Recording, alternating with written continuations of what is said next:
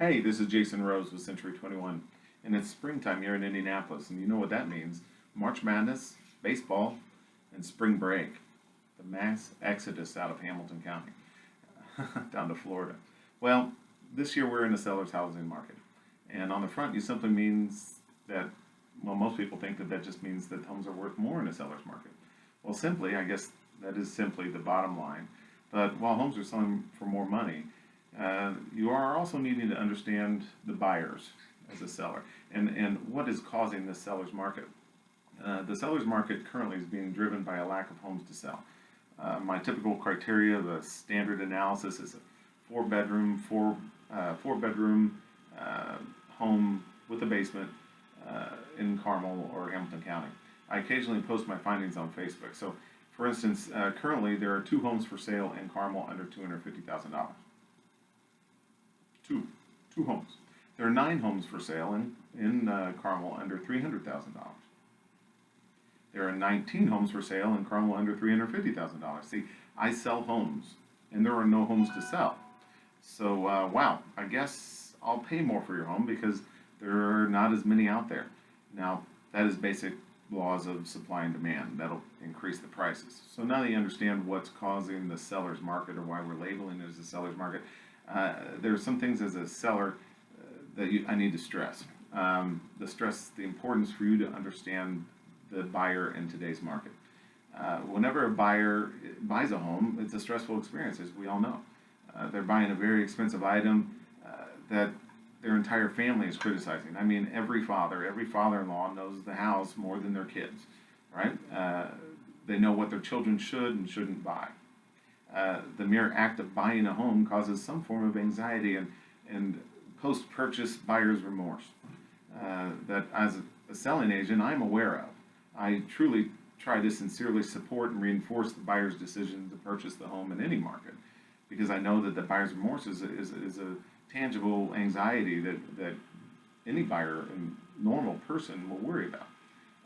Knowing that they'll naturally question themselves and doubts will arise is something that I have to understand. Now, in today's market, not only are you buying a home, but these buyers are being forced into making quick decisions on major life decisions.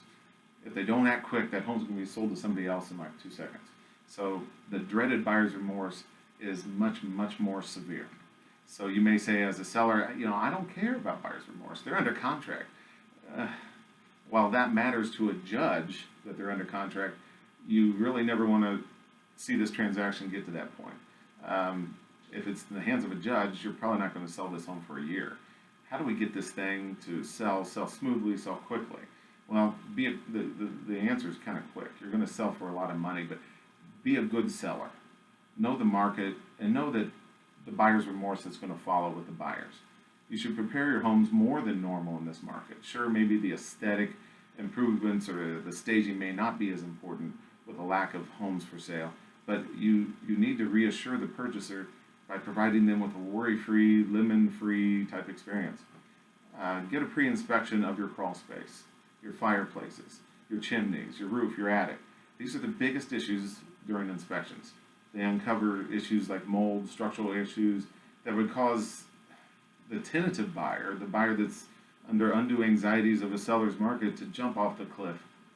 And I don't want that.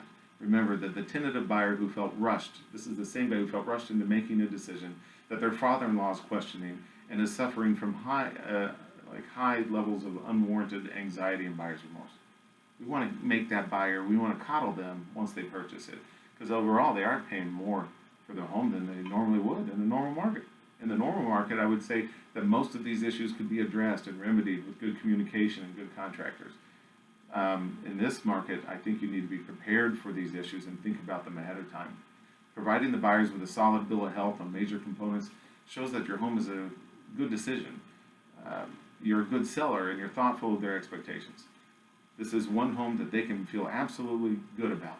You never know that they may even waive their inspection if you provide one that you've already had done for them.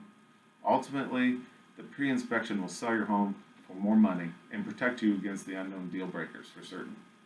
So in closing, happy spring to all the sellers out there. Let's swing for the fences, get a home run.